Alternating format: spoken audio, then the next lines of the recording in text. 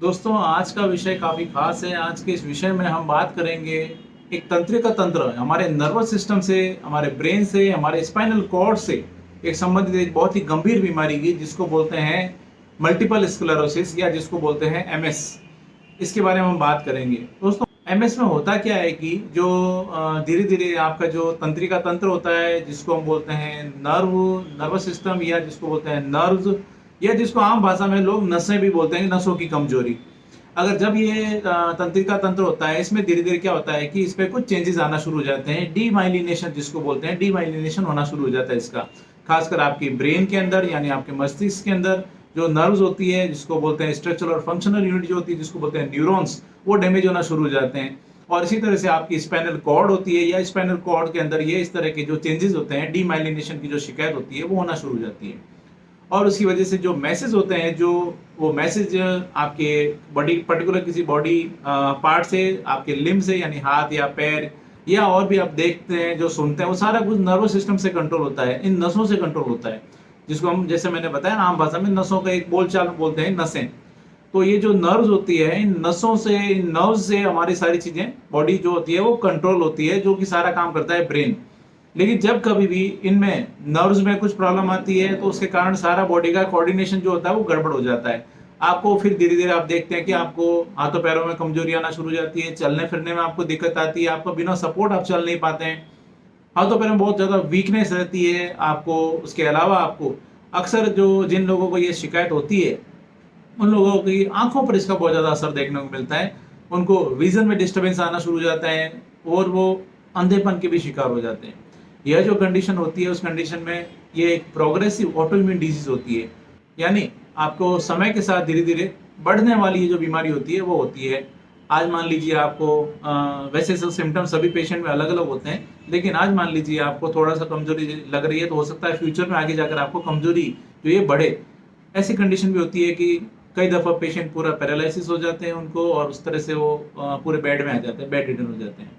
ऐसी जो कंडीशन होती है, उस कंडीशन में यूरिन में, स्टूल में कंट्रोल में भी उनको दिक्कत आना शुरू हो जाती है। यह इसीलिए मैंने कहा था इंट्रोडक्शन के अंदर, ये काफ़ी एक गंभीर बीमारी होती है। दोस्तों, आज का विषय में हम बात करेंगे आखिर एमएस जो होता है वो क्या इसके कारण होते हैं, ये क्यों होता है, इसके उसके साथ साथ इसके कौन से लक्षण होते हैं जो कि देखने को मिलेंगे, और इसके साथ साथ होम्योपैथी इसमें किस तरह से आपको मदद कर सकती है, क्या हेल्प कर सकती है। इन सभी बातों के बारे में हम डिस्कस करेंगे। मैं जोधपुर से doctor Kuldeep Jahangir, homeopathy consultant, एक बार फिर से आपका अपने यूट्यूब चैनल में स्वागत करता हूँ। एमएस को समझने के लिए हमें एक बार हमारी नर्व्स को समझना जरूरी होती है। नर्व्स यानी जो ये तंत्रिका तंत्र का एक जो छोटा सा पार्ट होता है, नर्व्स, न्यूरॉन्स या जिसको हम बोलते हैं नसें, जैसे हम आम भाषा में बात करते हैं। इसको समझने के लिए कि आप एक डायग्राम देखिए, इसमें आपको अपनी नर्व का जो है स्ट्रक्चर है वो आपको देखने को मिलेगा। इसमें आप देख रहे हैं कि ये जो तंत्रिका तंत्र जो न्यूरॉन है, इस न्यूरॉन के ऊपर एक एक लेयर है। इस लेयर को बोलते हैं माइलिन शीथ।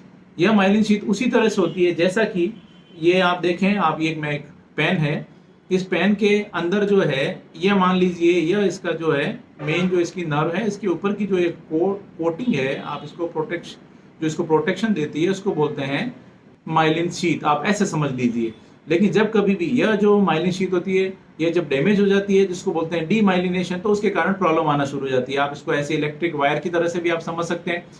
जो तार के अंदर इलेक्ट्रिक का जो करंट चलता है, उसको करंट से हमें बचाने के लिए उसके ऊपर एक कवरिंग होती है रबड़ की, जो हमें झटकों से बचाती है, आपस में तारों को शॉर्ट सर्किट से बचाती है। इसी तरह से जो ये माइलिन होती है, माइलिन शीथ होती है, उसका भी वही काम होता है, आपस में नर्व्स को एक दूसरे से टच से वो बचाती है, और उनके जो मैसेजेस होते हैं ताकि वो मैसेज अच्छे से आ सके, जा सके। लेकिन जब ये डैमेज होती है, तो उस डैमेज के कारण क्या होता है कि धीरे धीरे अंदर की जो नर्व होती है, उस नर्व को भी वो डैमेज करती है। जो जब ये नर्व डैमेज होगी, तो उसके कारण क्या होता है कि मैसेज जो होता है वो ढंग से जा नहीं पाता है। तो उसके कारण आपकी ये जो जिस ऑर्गन को वो नर्व जो है वो नर्व कंट्रोल कर रही है, वहाँ पर ऑर्गन में उसमें प्रॉब्लम आना शुरू हो जाती है। हमारे ब्रेन के अंदर क्या होता है, अलग अलग सेंटर होते हैं जो हमारे बॉडी के अलग अलग पार्ट्स को कंट्रोल करते हैं। जैसे हाथ पैर के लिए लेफ्ट पार्ट के लिए, राइट पार्ट के लिए, राइट हैंड के लिए अलग होगा, लेफ्ट हैंड के लिए अलग होगा, राइट लेग के लिए अलग होगा, लेफ्ट लेग के लिए अलग होगा। इसी तरह से हमारे देखने वाला जो है, उसके लिए सेंटर के लिए अलग से एक सेंटर होगा, जो कि उसको हमारे देखने के जिससे संबंधित जो भी होते हैं उसको कंट्रोल करता है। सुनने के लिए अलग से सिस्टम होता है ब्रेन के अंदर। जब जिस पार्ट के अंदर ये जो नर्व्स होती है, ये न्यूरॉन्स है वो डैमेज हो रहे हैं, डीमाइलिनेशन हो रहा है, उसी पार्ट्स का जो होता है धीरे-धीरे वहाँ पर वीकनेस आना शुरू हो जाती है। मान लीजिए आपके राइट लेग के अंदर आपको ये जो नर्व्स हैं वो डैमेज हुई है, जो कि उसको कंट्रोल कर रही थी उसकी मसल्स को, तो उसकी वजह से आपको राइट लेग में परेशानी आ जाएगी और आपको चलने-फिरने में दिक्कत आना शुरू हो जाएगी, राइट लेग से कमज़ोरी आ जाएगी उसमें। अगर आपके राइट और लेफ्ट दोनों लेग्स में अगर आपको वो जो सेंटर है वो प्रभावित हो रहे हैं, नर्व्स प्रभावित हो रही है जो उसको कंट्रोल कर रही है, तो उसकी वजह से आपके दोनों पैरों में खराबी आ जाएगी। देखने वाले जो सेंटर हैं जो कि आपके आँखों को, आपको विज़न को आपको कंट्रोल करते हैं, उसमें अगर प्रॉब्लम आई है, ऑप्टिक नर्व अगर डैमेज हुई है, तो उसकी वजह से आपको देखने में दिक्कत आना शुरू हो जाएगी। या इस तरह से आप समझ सकते हैं कि जिस पार्ट को ये कंट्रोल करता है, उस पार्ट में अगर खराबी आई है, तो आपको उस पार्ट से काम करने में दिक्कत आएगी। पैरों में अगर प्रभावित कर रही है, पैरों की जो मसल्स होती है जिसको वो नर्व कंट्रोल कर रही है, अगर वो पैर की उस मसल्स में प्रभावित किया है, तो धीरे-धीरे पैरों की मूवमेंट में दिक्कत आना शुरू हो जाती है और ये एक प्रोग्रेसिव होती है, समय के साथ बढ़ती है। तो ऐसी कंडीशन में धीरे-धीरे आपको सपोर्ट की ज़रूरत पड़ना शुरू हो जाती है और आगे जाकर आपको हो सकता है कि आपको कंप्लीटली पैरालिसिस भी हो जाए। ऐसी जो कंडीशन होती है, वो भी डेवलप हो सकती है। यह जो कंडीशन होती है 25 से 40 साल की जो एज ग्रुप होती है, उन लोगों में ज़्यादा देखने को मिलती है। उसमें भी महिलाओं में थोड़ा-सा इसकी रिस्क ज़्यादा होती है। और इसके साथ-साथ ही यह जैसा मैंने बताया था एक ऑटोइम्यून डिसऑर्डर है और प्रोग्रेसिव डिजीज़ है, यानी समय के साथ-साथ इसकी जो प्रॉब्लम्स है वो बढ़ती है। ऐसी कंडीशन में अगर आपके यूरिन को जो कंट्रोल करता है, अगर उस पार्ट में डैमेज हुआ है, तो उसके कारण यूरिन जो होती है वो लीक हो जाना होना शुरू हो जाती है या फिर आपका यूरिन पे कंट्रोल खत्म हो जाता है। अगर आपको स्टूल आपका मल त्याग करते हैं उस सेंटर को प्रभावित किया है, तो आपको स्टूल में दिक्कत आना शुरू हो जाती है। होगा क्या कि आपको हो सकता है कब्ज़ होना शुरू हो जाए या आपको स्टूल की आपको बिल्कुल पता ही नहीं चलता है, डिज़ायरी आपकी खत्म हो जाती है। या इसमें कुछ कॉम्प्लिकेशंस है या कुछ कंडीशंस है जो कि देखने को मिलती है।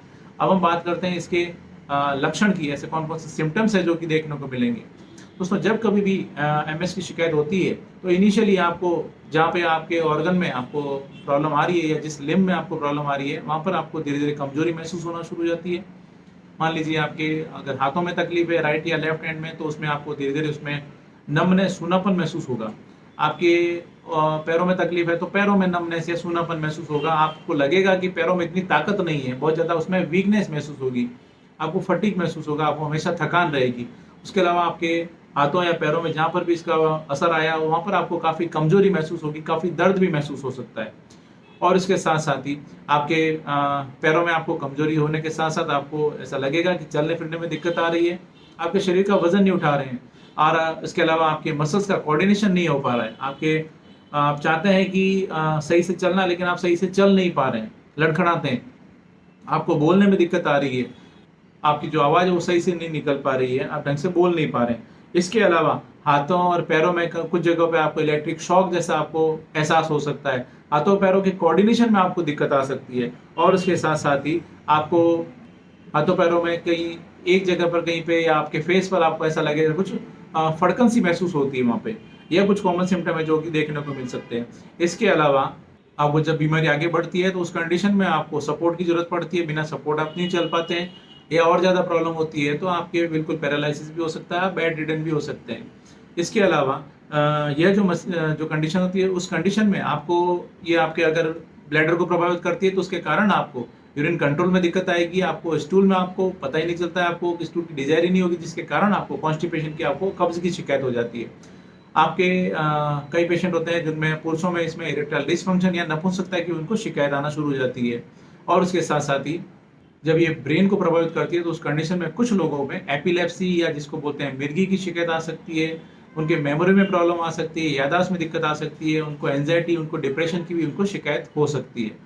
दोस्तों ये इसके कुछ कॉमन सिम्पटम्स है जो कि देखने को मिल सकते हैं। अब हम बात करते हैं इसके कारण और इसके रिस्क फैक्टर की। तो जैसा मैंने बताया था ये एक ऑटोइम्यून प्रोग्रेसिव ऑटोइम्यून डिसऑर्डर है, यानी आपकी जो बॉडी का डिफेंस मैकेनिज्म होता है वह आपकी इन नर्व्स की माइलिन शीथ को डैमेज करना शुरू कर देता है।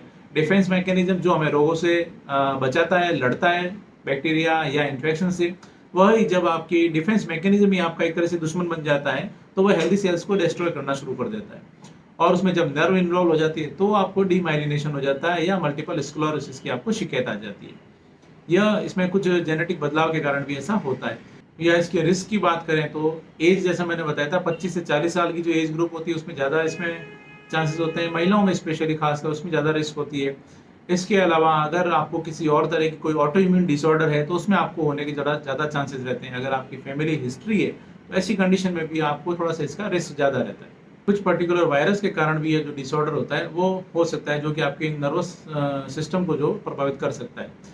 दोस्तों ये तो बात होगी इसके कारण, इसके रिस्क की। अब बात करते हैं इसके डायग्नोसिस की। तो जब कभी भी आपको इस कंडीशन देखने को मिलती है, आप जब न्यूरो फिजिशियन के पास जाते हैं तो वो आपका फिजिकल एग्जामिनेशन करते हैं और उसके साथ साथ हो सकता है आपको कुछ टेस्ट एडवाइस करें। आपकी एमआरआई करवा के देखा जा सकता है। आपको और ज़्यादा अगर आगे जाएं फर्दर टेस्ट में तो आपका सीएसएफ एग्जामिनेशन भी आपका करके देखा जा सकता है, जिसके द्वारा इसकी पुष्टि होती है। दोस्तों इसके अलावा और भी जरूरत के हिसाब से आपके कुछ और टेस्ट होते हैं जो कि करा के देखे जाते हैं। अब हम बात करते हैं कि अगर आपके साथ में ऐसा घटित हो रहा है, आपको पुष्टि होती है कि आपको अगर एमएस है, तो आपको इसमें क्या करना चाहिए, आपकी लाइफ स्टाइल में क्या बदलाव करने चाहिए, किन बातों का आपको ध्यान देना चाहिए और इसके साथ साथ होम्योपैथी इसमें कैसे मदद कर सकती है। तो यदि आपके साथ में ऐसी समस्या है तो एक तो आपको, अगर आप बहुत ज़्यादा स्मोकिंग, बहुत ज़्यादा अल्कोहल लेते हैं तो आप बिल्कुल उसको बंद कर दें। स्ट्रेस ज़्यादा लेते हैं, टेंशन लेते हैं तो उसको आप अवॉइड करें। अच्छी नींद लें, बॉडी को थोड़ा सा रिलैक्स दें और उसके साथ साथ फिजिकल एक्टिविटी, आप हल्का फुल्का फिजिकल एक्टिविटी करते रहें। इसके अलावा योगा और प्राणायाम वगैरह करें, वो भी आपको इसमें काफ़ी हेल्प करता है। अच्छी नींद लें, ये भी आपके लिए काफ़ी ज़रूरत है। हेल्दी डाइट लीजिए, हरी सब्जियाँ, फ्रूट्स, वेजिटेबल्स वगैरह वो आप लीजिए। थोड़ी देर आपको धूप का सेवन करें, धूप से विटामिन डी इसमें आपको मिलता है, वो जो कि आपके लिए काफ़ी हेल्पफुल होता है इसी कंडीशन में। इसके अलावा कुछ होम्योपैथी मेडिसिन होती है जो कि इसमें काफ़ी हेल्प करती है, आपकी जो क्वालिटी ऑफ लाइफ है उसको इम्प्रूव करने में आपकी मदद करती है। इसमें कुछ मेडिसिन होती है, जैसे कि इसमें जो मैं जनरली अपने पेशेंट्स को देता हूँ, जिसमें मैं ट्रीटमेंट स्टार्ट करता हूँ, वो होती है इसमें मेडोरिनम 200। इसमें वीकली 3 बूंद डायरेक्ट टंग पर मैं देता हूँ। मान लीजिए संडे को दिया तो नेक्स्ट संडे को आपको मैं इसमें रिपीट करता हूँ।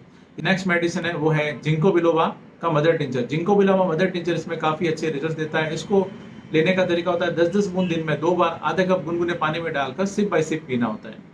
नेक्स्ट जो मेडिसिन है जो कि इसमें बहुत अच्छे रिजल्ट देती है वो है प्लम्बोमैट 30। प्लम्बोमैट 30 भी इस तरह की जो कंडीशन होती है उसमें एक खास दवा, एक विशेष दवा होती है। प्लम्बोमैट 30 को लेने का तरीका होता है 3-3 बूंद डाइट पर दिन में 3 बार। नेक्स्ट जो मेडिसिन है वो है टेरेंटुला हिस्प। टेरेंटुला हिस्प 30 भी इसमें बहुत अच्छा काम करती है। इसको भी अगर आपके पैरों में बहुत ज़्यादा वीकनेस आ रही है तो ऐसी कंडीशन में बहुत अच्छा काम करती है। इसको लेने का तरीका होता है 3-3 बूंद डाइट पर दिन में 3 बार, सुबह, दोपहर और शाम। जहाँ पर पैरों में वीकनेस है, पैरों में लगता है कि जैसे लकवा सा हो गया है, पैरालिसिस फील होता है, वीकनेस होती है, वहाँ पर टेरेंटुला हिस्प बहुत अच्छा काम करती है। इसके साथ साथ कालीफॉस 6x, वो भी इसकी खास दवा है। नर्वस सिस्टम से संबंधित कोई भी प्रॉब्लम होती है वहाँ पर कालीफॉस 6x बहुत अच्छा काम करती है। इसको लेने का तरीका होता है 4-4 गोली दिन में 3 बार डायरेक्ट टंग पर। इसके साथ जेलसीमिम 30 एक विशेष दवा है। नर्वस सिस्टम से संबंधित कोई भी प्रॉब्लम होती है जहाँ पर पैरालिसिस हो जाता है, वहाँ पर जेलसीमिम बहुत अच्छा काम करती है। उसको लेने का तरीका होता है जेलसीमिम 30 3 बूंद डायरेक्ट पर दिन में 3 बार, सुबह, दोपहर और शाम।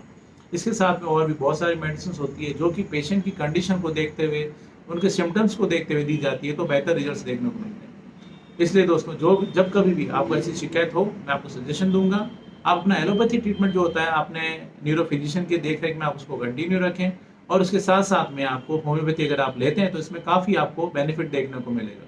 मैं उम्मीद करता हूँ आज मैंने आपके साथ में जो भी जानकारी शेयर की आपको ये पसंद आई और आपके लिए फायदेमंद साबित होगी। इसी तरह मेरे साथ जुड़े रहें, इस चैनल को सब्सक्राइब करें, बेल आइकन जरूर दबाएं ताकि जैसे भी नेक्स्ट वीडियो अपलोड करूँ आपको उसका नोटिफिकेशन आ सके।